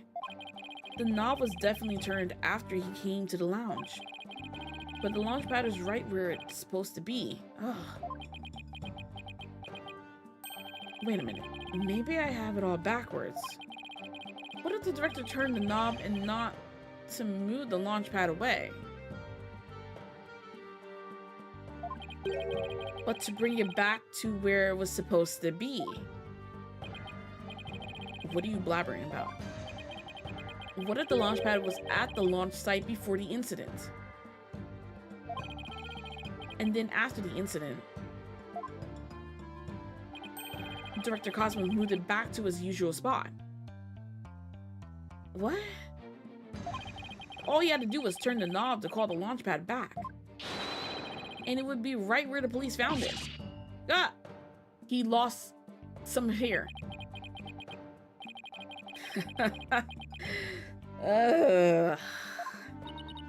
You made him sigh like Mr. Starbuck. What I said really that off base? It pains me to have to explain how wrong your own logic is to you, however. Our great liar turned the knob only after he discovered the crime scene. Indeed, the pad existed beyond the lounge when our astral wonders made their escape. A fact that has been recorded for posterity on filmless film. Alright. So, to reiterate, stop chasing your fantasies and see reality for what it really is, boy. Ah! Get a grip, Mr. Wright, and focus. We know the launch pad must have been moved, but our deduction and the actual facts of the case are in direct contradiction to each other. Well, maybe the two astronauts never actually boarded the rocket. This footage could be fake, taken with body doubles after the incident or something. On second thought, that's too far-fetched, even for me. Never actually boarded the rocket? Hey, wait a minute. Maybe... Huh? Prosecutor Blackwell, what if I told you that the two astronauts never set foot inside the launch pad area, but instead went into another place? And what if when the director moved launch pad 1 back, it was not from the launch site, but from another place? What would you say then? Cut the existential bull or I'll cut you. Mr. Wright, you will explain yourself at once. I know I'm right. It was all the other way around from the beginning. Very well, Your Honor. Let me explain. Director Cosmo's reason for moving Launchpad 1 was to hide it, to switch with another place, to trap the killer? Maybe it's this one? Because he wanted to trap the true killer. Right, Dono? Need I remind you there was an explosion? And that the corridor between the launch pad and the lounge was thick with smoke? If the killer had been trapped there, they would have been found dead as their victim. I guess you're right. Dang. Well, I'm glad you both agree. Now here's a penalty for... I thought I was onto something with that one. That just sounded real plausible, you know? Maybe switch with another place, then? I don't agree with that penalty, though. Your Honor, please give me another chance to switch it with another place.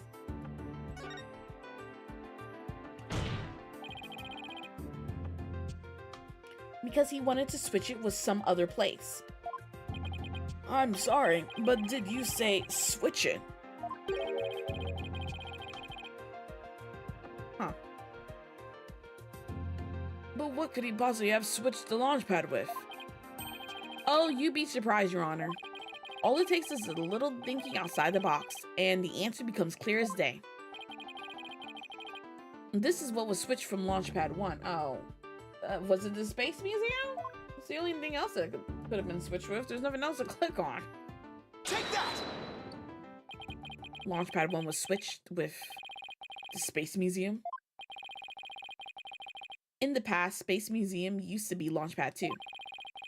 It has all the same features as Launchpad 1 and can even be moved to the launch site, meaning the Space Museum and Launchpad 1 can also be switched with each other. You can't mean... The rocket the astronauts boarded was not the one in Launchpad 1. It was the one in Space Museum. Huh. What? Balderdash. And yet, it's the only explanation that accounts for every riddle and inconsistency. This is how the Space Center was just before the incident. I see Launchpad 1 and Space Museum have already switched places. That's right, and with the two switched like this. The astronauts entered the Space Museum from boarding lounge 1. This allowed the true killers to enter Launchpad 1 from boarding lounge 2. And set the bomb on the rocket. Come to think of it, the door to Space Museum from boarding lounge 2... Welcome, welcome. The Space Museum is open to the public every day of the year from 9 a.m. to 7 p.m. Exactly. Anyone can pass through the door to the Space Museum. There is no fingerprint recognition system on that door. In other words, with the two launch pads switched like that, someone other than Mr. Starbuck could have easily planted that bomb. Gah. After setting the bomb on the rocket, the culprit snuck into boarding lounge 1 and waited there concealed, in order to kill Mr. Tyrion when the two astronauts emerged from the Space Museum.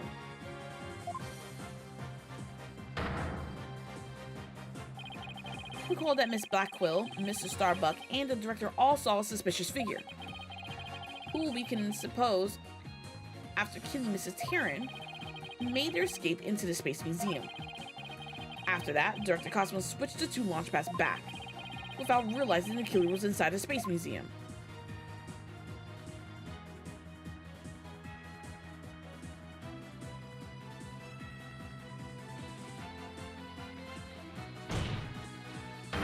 The killer then left the space museum and made a clean getaway. No! Right, Dono. I see you know how to handle a sword and handle it well. Perhaps I should call you Sword Master Bluff? I'm a seasoned warrior who has cut down many a prosecutor. Silence. But unless you can prove your theory, it's no better than a rusty sword. That's right, you have no proof I switched launch pads. Somebody needs a better anger management counselor. If the launch pads really were switched, there might be a record of it somewhere. At this point, Launchpad 1 and the Space Museum were switched with each other. So the corridor beyond the door should be the one that belongs to the Space Museum. Let's see. This is the image of the Launchpad 1 corridor. Do you see anything different when we compare it to the security footage? Huh? That number on the floor. 1, I see it. Okay. Well, what do you know? It looks like we have proof after all, Prosecutor Blackwell. And if this is just another bluff? Wait. Wait a second. Hold on.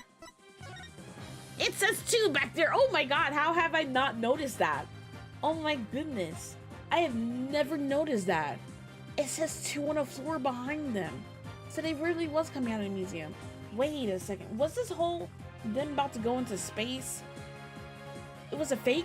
Is there even actual space asteroids? Oh, is this all a conspiracy? Like the actual launch itself?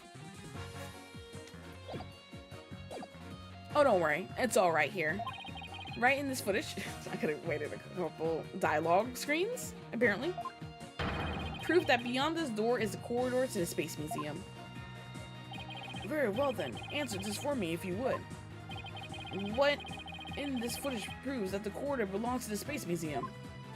Well, the 2 right here. Take that! There's a 1 on the floor of the Launchpad 1 corridor. But take a look at the floor of the corridor and the security footage. Do you see the number on the floor behind the astronauts? It doesn't look like a 1, does it? That's because what you see is actually a part of a 2. What? Why is it a 2 and not a 1? That's because the corridor you see is the 1 to the Space Museum. Ugh. And so that means the corridor in this footage was not filled with smoke. That's right, because the explosion didn't occur in the Space Museum. The explosions occurred in Launchpad 1 on the side opposite of the Space Museum. And now that we know that the 2 astronauts escaped from the Space Museum, the mystery from the previous trial, how they got down the ladder, is cleared up.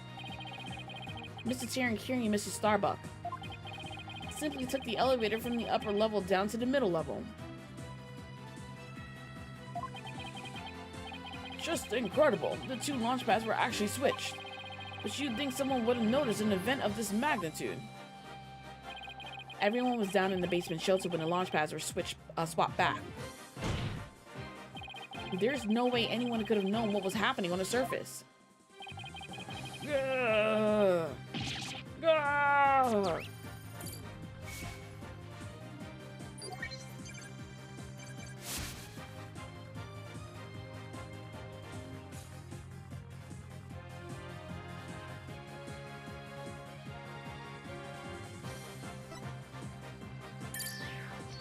Bye-bye. No more lies, Director Cosmos. It's high time. You told us the truth. Ah! My honor, my glory, everything is slipping away. Time to deploy my ultimate weapon. Galactic engine, ignition! What? It's gone haywire! Ah! It won't stop! Ah! My stars, my glory! Ah! Ah! Ah! No, not that way. Ah! Oh my god. Bro. But bailiff, on your steed and after that witness.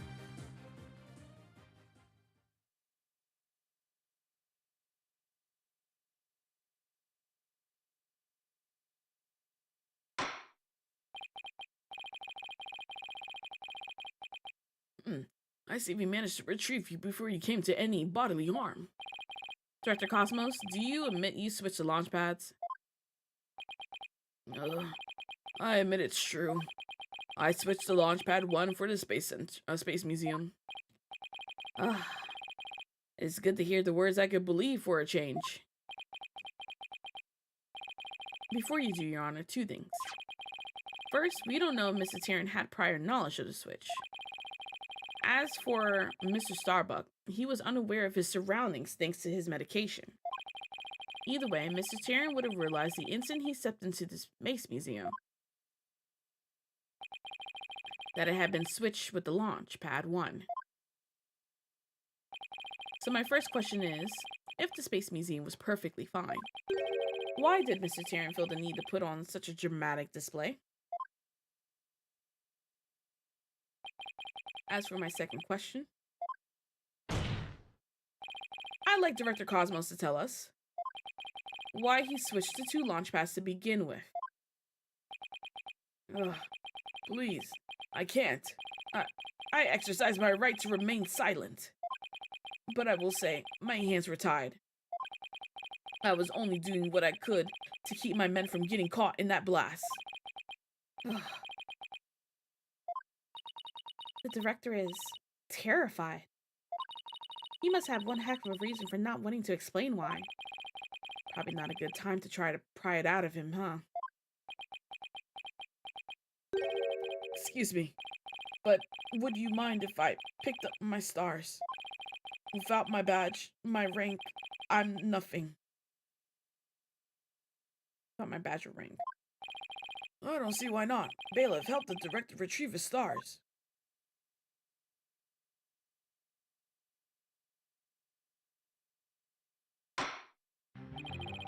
It appears the possibility of a culprit other than the defendant has presented itself. Mr. Starbuck, is there anything you wish to say? I don't get it. Don't get it? What don't you get? Director, why did he do all that? From the very beginning, you never meant for the launch to go ahead, did you? You tricked us. Mr. Starbuck. Starbuck, my boy, I'm sorry. I can't tell you the reason why, but I had to do it to protect the Space Center. Director, will I ever get the chance to go into space again?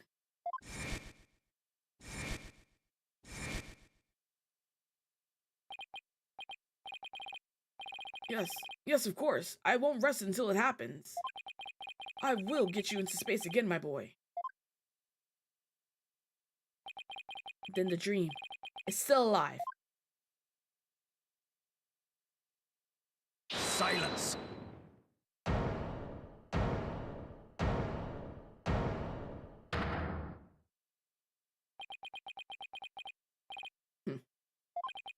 You're not going into space, Starbuck. A prison. I won't have it any other way. He said he had to do it to him. Hey, Gek, what's up? Why are you so hung up on him? Yes, I accept that the launch pads really were switched. And if there were a third person at the scene, I suppose they could have escaped. But I have yet to see proof of this third person's escape via the Space Museum. Oh, that's a good point. Ugh, he's right. I don't have any proof. Starbuck, you will spill everything you know. What? Me? Ah! Where did you get those bombs? Tell me now. If you don't, my blade shall feast on your blood. Ah! If I'm going to die, I want to die in space. I have to do something. Solomon Starbuck. Prepare yourself. Oh my god. Whoa, whoa, whoa, whoa, whoa, Whoa. Did Fulbright do that? Now, you know violence isn't the answer, Prosecutor Blackwell. That annoyingly cheerful laugh. It can be none other than...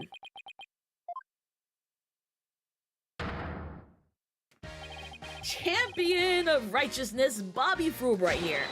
In justice we trust. Detective Fulbright. Sorry to keep you waiting, Mr. Lawyer. I hope I'm not too late. I don't believe you had an appointment. I tried to hurry, but I ended up helping a little old lady cross the street. And then I had to break up a cat fight. I'll tell you, just as sure is a full-time job. Was it a fight between cats, or... Why are you here again? Because the defendant isn't the culprit, and I came to make sure that justice is served. I don't have any idea what you're talking about. Fulbright. I always thought you were a bit touched in the head. Oh my god! But have you finally succumbed? Blackwell. Blackwell. You're killing me here. You're killing me here. Nope, but it looks like you've succumbed to this phantom of yours. Open your eyes and let the evidence of justice uncloud your judgment. What evidence? Come to think of it, he did say something about finding us some evidence. Thanks to you two, I feel a lot better now that I've been able to get that off my chest. I'm going to work extra hard to find that perfect piece of evidence for you. I didn't think he was serious, though. So what is it, Detective? Is it something that will prove Mr. Starbuck innocent? It is indeed. Have a look at this. Is that blood on the lighter? What's this? A lighter. That's right, a lighter thought to have been used by the culprit, no less. The Space Museum's cleaning robot picked it up. It has the victim Clay Terran's blood along with his killer's fingerprints on it. What? Ah.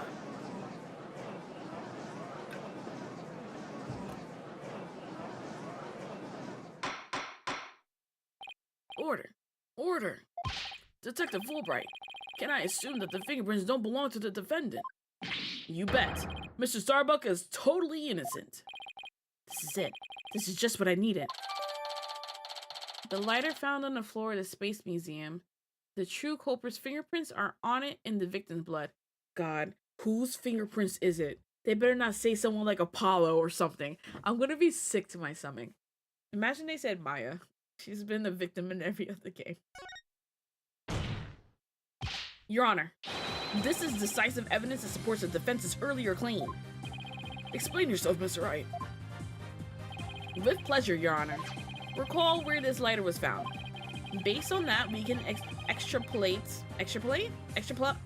whatever, that after the killer murdered Mr. Terran, they escaped with the lighter in hand into the Space Museum, where they dropped it. Switching the two launch pads occurred. Then finally, the killer left through the boarding lounge 2 and made their escape.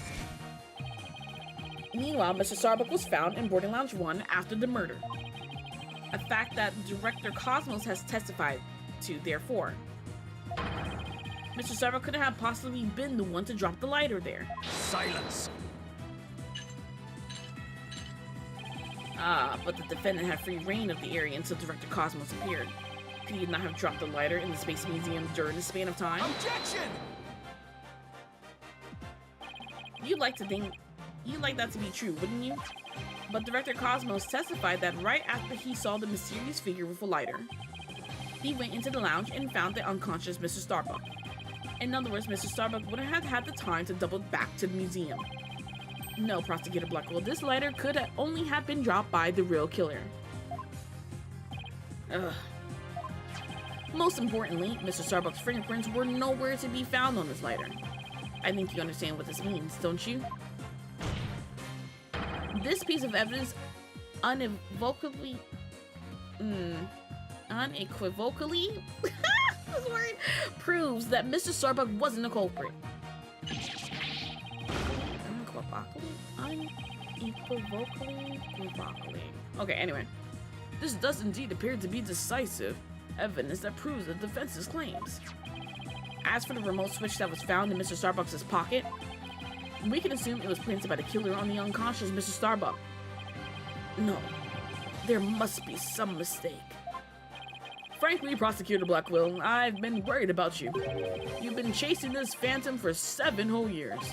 I understand your urgency because tomorrow... Silence!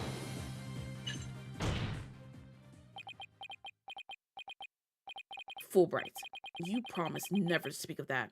7 years? Isn't it that you have to wait 7 years before a case is dropped or something like that? Like, might even think about the right thing when it comes to law. You can't go to trial for the same thing after a set period of time or something like that. Huh? Tomorrow? What about tomorrow?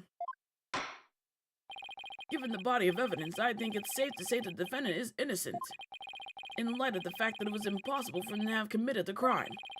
A few unanswered questions remain, so I look forward to seeing what you two uncover.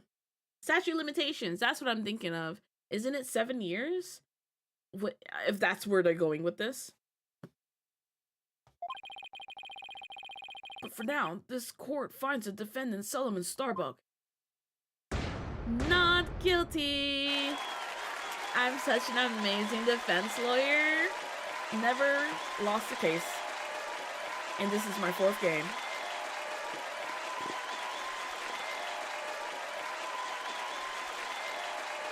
Thank you. Thank you.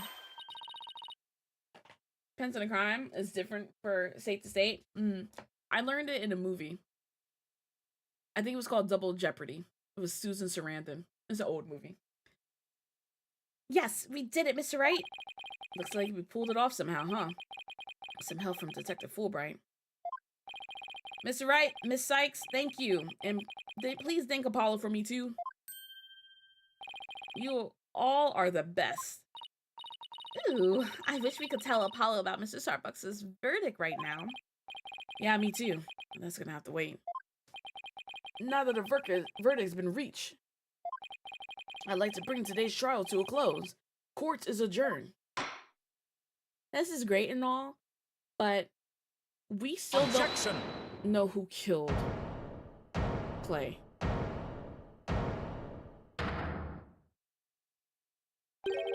It's too late to object, isn't it? It simply is impossible. Something's wrong. Prosecutor Blackwell. Ashley Judge, not Susan? Oh, dang. Those means he can't be charged. Okay, you know what? I've never actually seen the movie. I remember it was on TV a long time ago, and me and my mom watched maybe like 5 minutes of it, and then we changed the channel, and then like literally a day later on that exact same channel they reran that movie, and he was like, dang, and we caught the ending of it, and the ending was so good, and I was like, oh. And then I remember learning about like the statute of limitations for that movie. I don't know if it was discussed in that movie, or me and my mom like talked to me about it, or we looked up something related to Double Jeopardy. I don't know. But I remember that the ending of that movie is so good. That's all I remember. I was like, okay, statute of limitations, Double Jeopardy, Susan Sarandon, but I guess not. She's framed for murdering her husband, so when she got out of prison, she wanted to do it for real because she couldn't be charged again. Bro, my memory trash though, but I remember the most important thing. Susan Sarandon, but now it's not true anymore. Prosecutor Blackwell, are you dissatisfied with the verdict? Fulbright, what were the results of the fingerprint analysis for the lighter? Huh? The results. Well, I was in a hurry, you see, and then there was that cat fight, and, well, I kinda got carried away when I heard the prints weren't Mr. Starbucks, so... You have yet to read it? Prosecutor Blackquill, can you read out the prints belong to? Can you read out who the prints belong to? Upon thorough analysis, the fingerprints were found to belong to Athena! Yo. What? So says the report. What? Oh, me? Yeah, hey, yo, Athena. We're standing right next to a criminal? No, those fingerprints had to have been planted. Just no way. No way. Order. I say order. Miss Sykes, tell me you have an explanation for this. We just finished proving that this ladder could only belong to the killer. So finding your prints on it can only lead us to one grave conclusion. I don't know how that got on there, but I know I'm not the culprit. Where were you during this explosion, Athena? This can't be happening. We built up our argument piece by piece, and I don't think any of our reasoning was faulty. So how could it have led to this? Evidence found by Detective Fulbright. It has Athena's prints on it in the victim's blood. Oh my god. What have we done, Athena? What have I done? Please forgive me. I'm sorry. Now I'm crying. Order, order. Detective Fulbright, stop your crying. What in the world is happening here? It's like the world's gone mad. Order, order.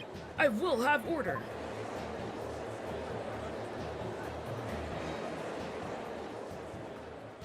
Who could have done that? This is obviously related to what happened 7 years ago. Confusion spiraled into utter chaos. Hey, BK. Never trust a redhead. They're evil. You're not wrong. After all we fought for, the truth had turned cruelly on us to accuse Athena of the crimes. Somewhere, somehow, everything had gone terribly wrong. Dude, Apollo didn't lie. Apollo was like, y'all may get the verdict, whatever, but that's not gonna be the end of it or whatever. Dang, we should have followed Apollo. He had stumbled over the edge of reason and into the jaws of a twisted darkness. Is that the takeaway? Yes, Cake.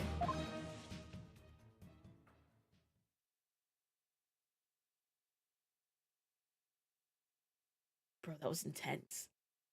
Yo. What a way to end the case. What a way to end a case. We only have one case left, not including the DLC case. Episode 5, Turnabout for tomorrow.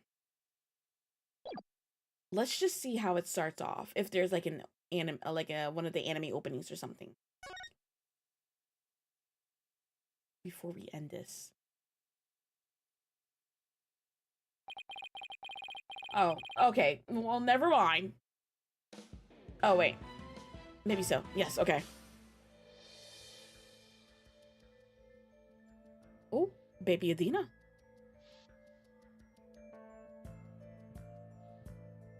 I knew murder had to be involved with her past. That looks like Baku's sword? The sins we've committed and the sadness we've caused.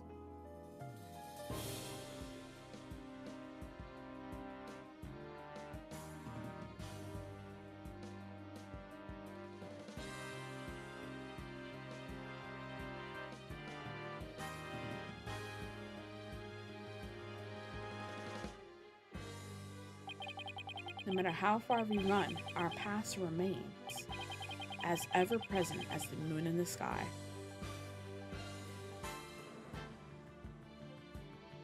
Ah, baby boy Apollo.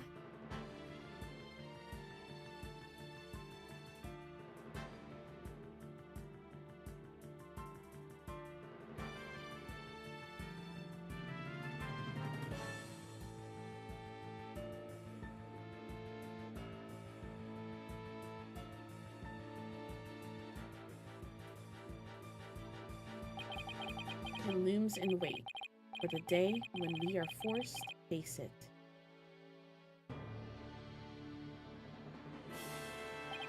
But only in doing so can we truly make peace and move on and hope towards tomorrow.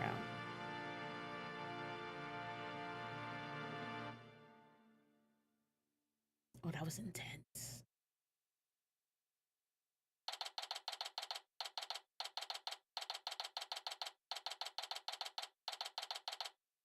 All right. We're not going to continue this. Because, no, we're not saving that. No. We will restart that episode next time. That was so intense, though. Holy crap. That was getting good. Bro. Episode 5. The turnabout for tomorrow. Bro. Look, our husband's on the screen. As well as Edgeworth. As our husband.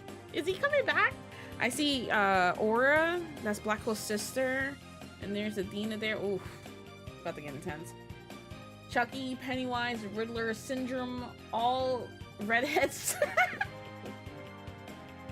I completely agree with BK. Man, this is gonna be good. This is gonna be good. Ooh boy, episode 5, and then there's the special DLC episode. It looks like. I'm so excited. We about to get answers to everything that's been happening in this game. I wonder if there's gonna be like nods to previous. I don't know. I don't know. I'm ready. I'm set. But I'm not doing it tonight because it's gonna be long. Let's see. Today's Thursday. It'll happen next week. I'm gonna get to this game because, like I said, I want to play the Miles Edgeworth investigation games. And then also the Great Ace Attorney Chronicles, so we getting through this. I promise. Man, I love this game. This game is good. But I'm gonna end it here.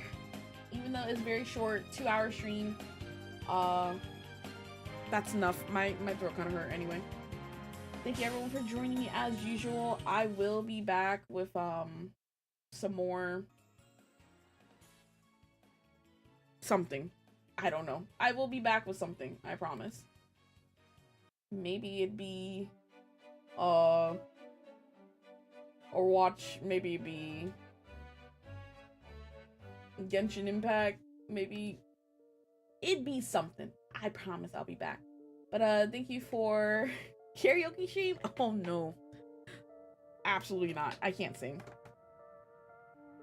But thank you everyone for joining me as usual. Much appreciated. Thank you, Bird, for the raid and sharing your community minds. Much appreciated to you. Yeah, I always enjoy the heck out of these Phoenix Wright streams. I absolutely love Phoenix Wright. And I'm gonna be sad the day that we finish all the games. And what am I supposed to do with my life? I guess find another visual novel game. I mean, there's plenty that I can go to after that. But don't forget that I am streaming on YouTube and Twitch at the same time. So for my Twitch folks, here's the link to YouTube. And for the YouTube folks, here's the link to Twitch. I do have a Ko-Fi if you guys ever want to support me there. And throw in if you guys want to get me anything from there as well. Much appreciated. And I'll see you guys next time. Bye.